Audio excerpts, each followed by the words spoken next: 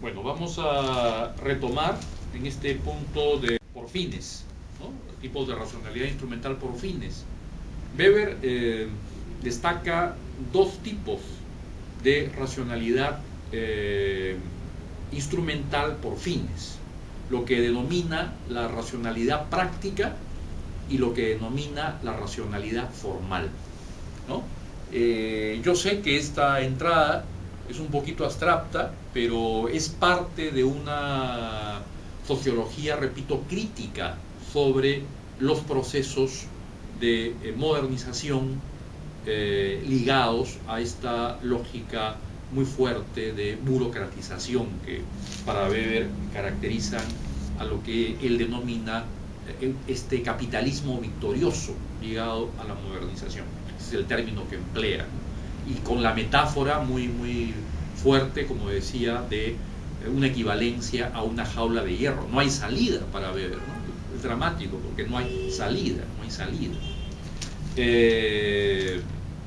Bueno, Weber observa que la racionalidad moderna, entendida como racionalidad instrumental por fines, tiene dos expresiones: lo que él denomina la racionalidad práctica y lo que él denomina la racionalidad formal. La racionalidad práctica corresponde a relaciones sociales interpersonales. Relaciones sociales interpersonales en donde el otro, ojo, el otro es un medio en función a fines de tipo egoístas y cotidianos, ¿no? La racionalidad práctica es una racionalidad cotidiana, ¿no? En donde los sujetos se instrumentalizan los unos a los otros. ¿Qué es instrumentalizar? Es sacar provecho del otro, ¿no? Entonces ahí está, repito, este principio autotélico de Kant: cómo vemos al otro, como un fin o como un medio, ¿no? Si lo viésemos como un fin en sí mismo, estaríamos hablando de una racionalidad valorativa sustantiva, pero para Weber la característica del mundo moderno es justamente esta suerte de predominio cultural de una racionalidad por fines. En este caso, como racionalidad práctica, estamos hablando de una racionalidad, ¿no? En donde el otro, en términos de relaciones interpersonales, ¿no?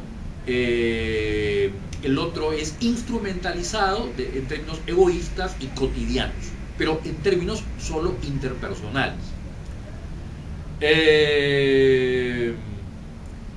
El mayor interés que le da Weber a la racionalidad por fines es a lo que denomina la racionalidad formal, que nos lleva al terreno de lo que él esencialmente intenta poner en cuestionamiento, en enfoque, en observación, en discusión sobre todo, ¿no? Que es la racionalidad que Weber denomina la racionalidad formal. La racionalidad formal corresponde a la racionalidad de las organizaciones, principalmente la empresa y la administración pública, ¿no? Que se establece desde reglas, ¿no? Que se establece desde profesionalización, se establece desde especialización, se establece desde meritocracia, ¿no? Y que supeditan al sujeto como un medio instrumentalizable en función a los fines, ojo, a los fines de productividad y de eficiencia de la organización. No hay salida para eso, no hay salida. Para Weber no hay salida, porque salvo pues que se pretenda un retorno a lo artesanal, ¿no? Con todas las condiciones de diletancia que eso puede suponer, qué sé yo, pero Weber es un pesimista frente a esto que ve como racionalidad por fines que se imponen en la construcción social del mundo moderno. Entonces son dos formas de racionalidad, ¿no? La racionalidad instrumental, cotidiana, interpersonal, que denomina racionalidad práctica, ¿no? En relación a fines egoístas interpersonales, en donde el otro es un medio, y la racionalidad que le merece el mayor interés y preocupación a Weber como racionalidad burocrática en términos organizacionales y denominada racionalidad formal, que es una racionalidad instrumental, tiene el sustento de la racionalidad de la técnica, en donde el sujeto aparece, repito, como un medio, ¿no?, que se supedita a los fines de eficiencia y productividad de la organización. Y está totalmente sujeto, pues, a las reglas, ¿no?, a la especialización, a la profesionalización y a las exigencias meritocráticas correspondientes, ¿no? Entonces, ahí tenemos estas dos formas de racionalidad por fines, la práctica y la formal. Y finalmente, en esta primera parte, en este tema, ¿no?, sobre la racionalización, está lo referente a la crítica que Weber expresa, ¿no?, a lo largo de los textos que he mencionado, principalmente en la Ética Protestante del Espíritu del Capitalismo y en su libro El Político y el Científico, en la parte del científico, habla de este desencanto del mundo, ¿no? Y en los capítulos que he mencionado de Economía y Sociedad. Son tres argumentos que los voy a sintetizar, ¿no?, un poco esquemáticamente, en relación a la crítica de Weber a la racionalidad formal, a la racionalidad formal fundamentalmente por fines, ¿no?, la racionalidad formal instrumental. La primera crítica es que, de estas tres mencionadas, la primera crítica corresponde a la manera como Weber asume al sujeto, ¿no?, bajo este proceso de tecnoburocratización moderna, ¿no? Ve al sujeto como una suerte de pieza que se subordina al engranaje de la burocratización. Weber considera textualmente la burocratización, la burocracia, como una suerte de maquinaria de hombres, es el término que emplea. Entonces, la primera consideración crítica de estas críticas anunciadas es esta, ¿no?, que nos da una idea de alienación del sujeto, ¿no?, en el mundo moderno racionalizado, ¿no? La idea del sujeto, repito, como una suerte de pieza que se subordina al engranaje de la burocracia, ¿no?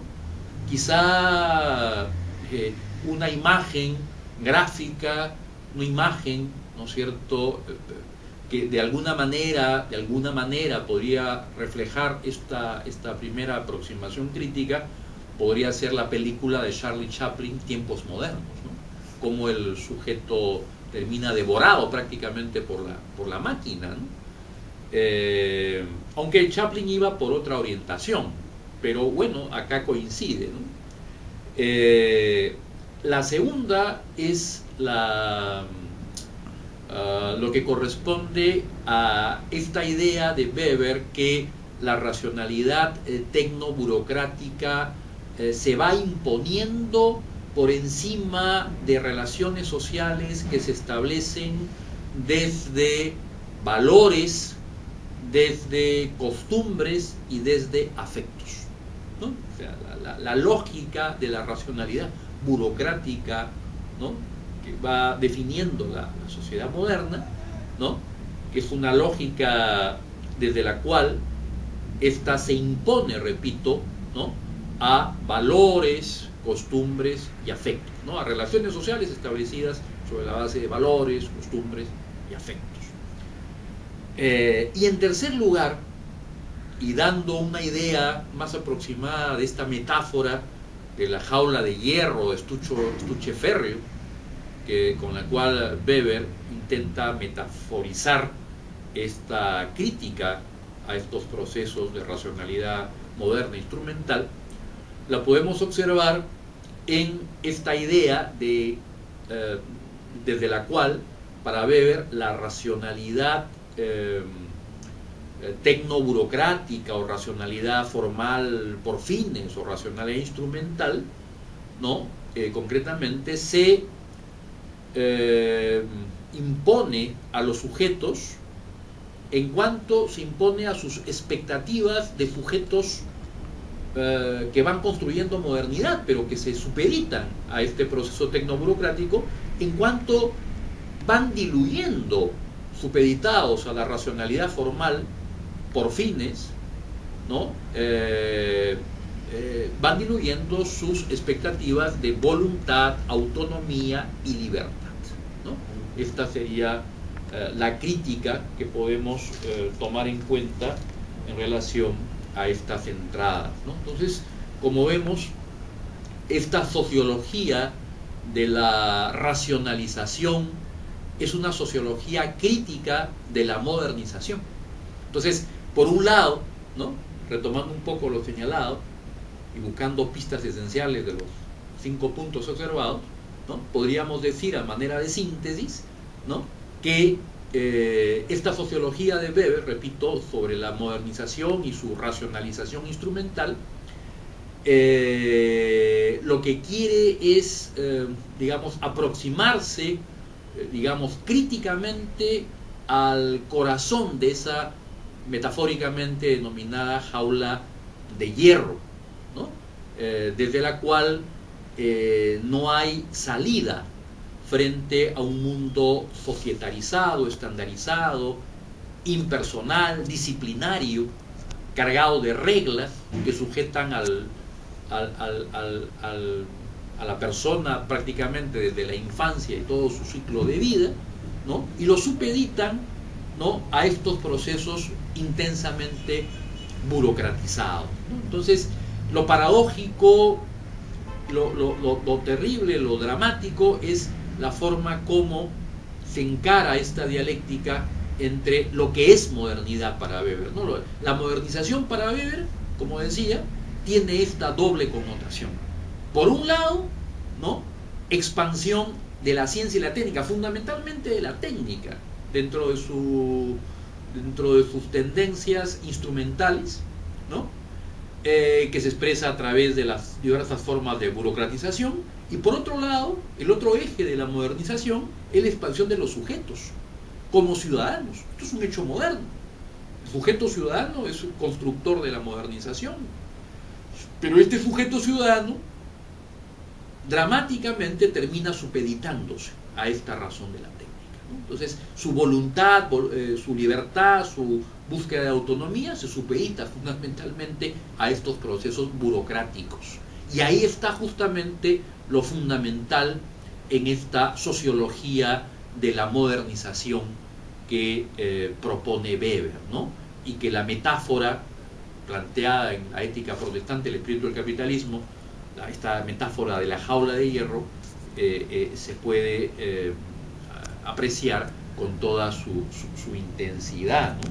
En esta controversial manera de enfocar la alienación del hombre moderno, ¿no? Alienación, pérdida de control de su propia existencia, ¿no? Frente a lo que él mismo ha creado.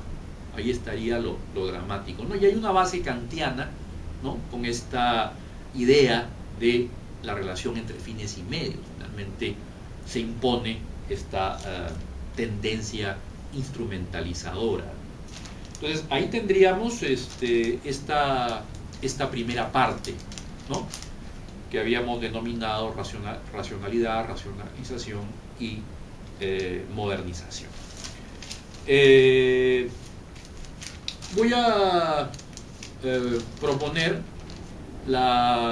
el cuarto punto, que es la segunda parte de esta lección, con respecto a un tema diferente, ¿cierto? Presentado en el programa de esta parte del curso, ¿no? Otra de las preocupaciones de Weber, que son las preocupaciones que van por el lado de la sociología política, ¿ok? Entonces salimos de este panorama de racionalidad moderna, socialmente construida, con las derivaciones que se han observado, para entrar en otro punto temático, que es la sociología política propuesta por Weber, ¿no? Como hemos observado, encontramos en Weber, ¿no?, esta concepción de la acción social, hemos observado algunas líneas metodológicas, esta visión de la sociología como sociología histórica, ¿no?, la noción de tipo ideal, que es muy importante dentro de la metodología, ¿no?, la concepción comprensiva fundamentalmente de la sociología weberiana, pero también el lado explicativo, ¿no? Para entrar ahora a un punto que nos va a llevar al lado de la sociología política, ¿no?, con el tema de dominio, legitimidad y autoridad, que es una entrada a la sociología política y que a nivel bibliográfico es necesario el primer capítulo de Economía y Sociedad, el primer capítulo de la primera parte, el capítulo tercero, ¿no?, el capítulo tercero de la primera parte y el capítulo noveno de la segunda parte. Bueno, vamos a entrar entonces a los puntos que a su vez vamos a ver para el enfoque de esta temática de la sociología política en Weber y sus aportes, ¿no? Un primer punto, vamos a ver una introducción, vamos a ver una introducción. Luego un segundo punto va a corresponder a los tipos de legitimidad del dominio, porque en la introducción vamos a diferenciar entre poder, dominio, legitimidad, autoridad, estructura de autoridad y dominio y Estado, en su versión de Estado racional y Estado estamental. Para un segundo punto, ver el tema de la legitimidad. Entonces ahí vamos a observar en términos metodológicos la diferencia entre comprensión y explicación aplicado a esta temática, ¿no? Porque el método comprensivo es fundamental para entender la lógica de la legitimidad. Y en tercer lugar vamos a ver las estructuras de autoridad y dominio, que van a ser fundamentalmente tres. La tradicional, que se va a subdividir en varias, vamos a ver esto inmediatamente, la burocrática y la carismática. La tradicional la vamos a subdividir, a propósito, ¿no?, entre la estructura patriarcal, la gerontocrática, la feudal y la patrimonialista, ¿no? Entonces, veamos, ¿no? Comencemos por esta entrada introductoria en la sociología política propuesta por Weber. Yo creo que... Sí, continúe. Tenemos todavía unos 10 minutos. Okay. Bueno, veamos entonces esta parte introductoria de la sociología política de Weber, que no tiene la connotación densa y poco abstracta, la parte que hemos estado revisando sobre la sociología de la modernización. Es quizá uno de los puntos temáticos que más ha trascendido en la sociología weberiana. Pero para enfocar la sociología política de Weber es importante, y aquí acudo al capítulo primero de Economía y Sociedad, en la primera parte, a la introducción. Hay que distinguir una serie de conceptos que, digamos, para poder trabajarlos, ¿no?, como piezas en esta propuesta de sociología política de Weber. Acá estoy planteando en la introducción una serie de nociones, como, repito, poder, dominio, legitimidad, autoridad, estructura de autoridad y dominio y Estado, ¿no?, a manera de introducción. ¿Qué es el poder para Weber? Comencemos por el poder. ¿Cómo entendemos el poder? Según Weber, claro, ¿cómo entiende Weber el poder?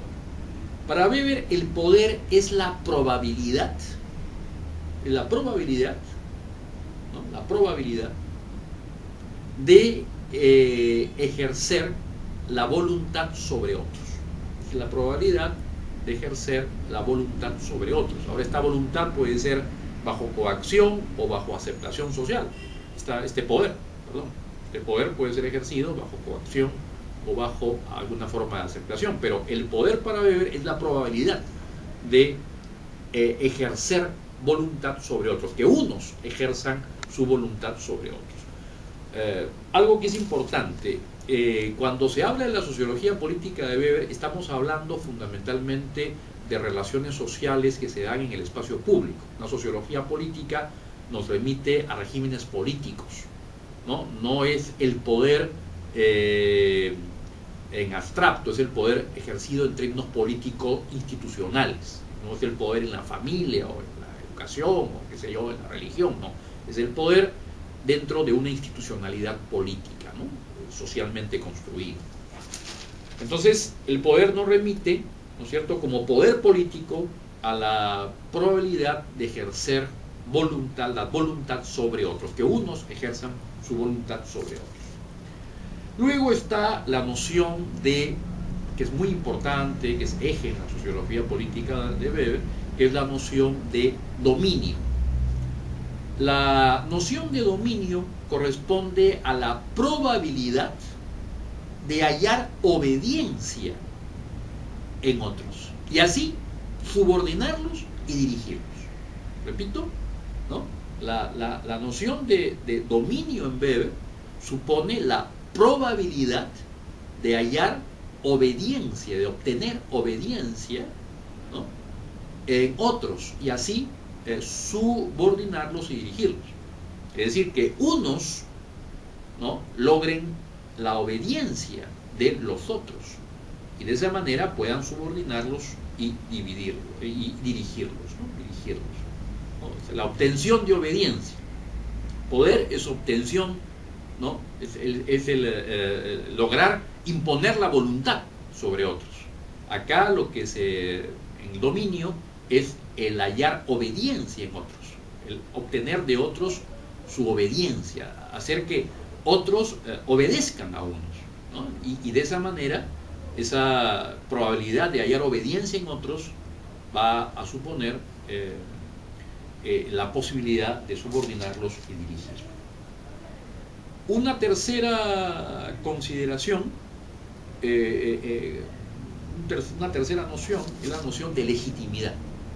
Y la noción de legitimidad requiere necesariamente de la aplicación del método comprensivo, es decir, acceder a la perspectiva de los actores, acceder a la perspectiva de los sujetos en sus relaciones sociales. ¿Qué es legitimidad? ¿Qué es legitimidad? Este es un punto importante porque acá hay una diferencia muy fuerte con Marx. La legitimidad corresponde a la aceptación social del dominio en la institucionalidad política.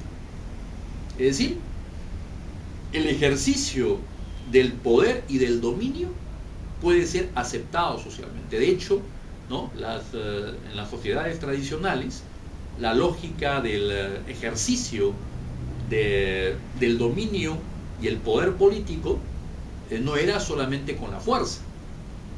La fuerza, a su vez, estaba compensada por la aceptación social, por la validación social, es decir, por la legitimidad social.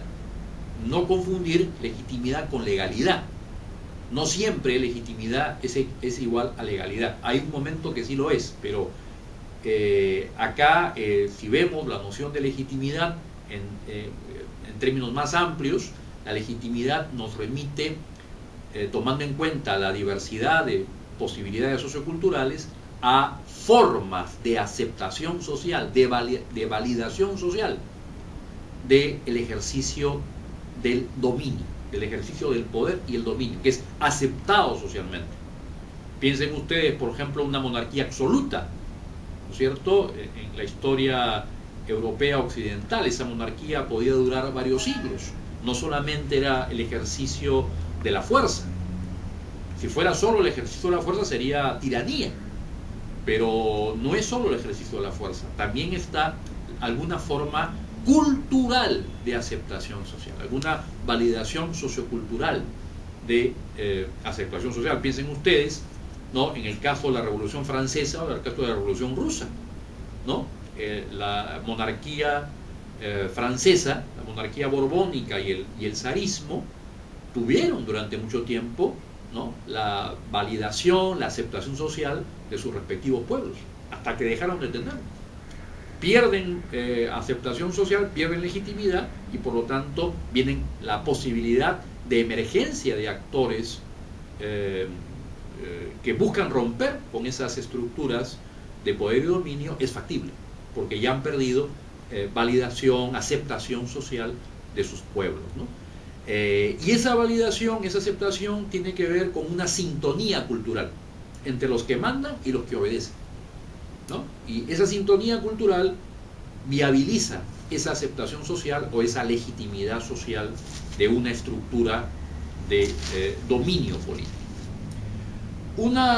Otra noción es la noción de autoridad. La noción de autoridad corresponde a el reconocimiento social en el ejercicio del poder. El reconocimiento social en el ejercicio del poder. Es decir, estamos hablando que toda autoridad, ¿no?, al ser reconocida socialmente en el ejercicio del poder, ¿no es cierto?, ahí subyace alguna forma de validación o de legitimidad en su ejercicio del poder. Y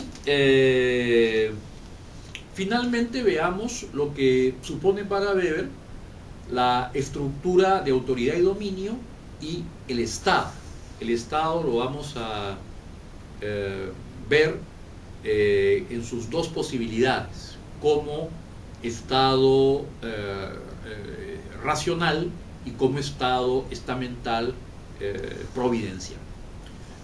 Vamos entonces a quedarnos brevemente acá para continuar inmediatamente.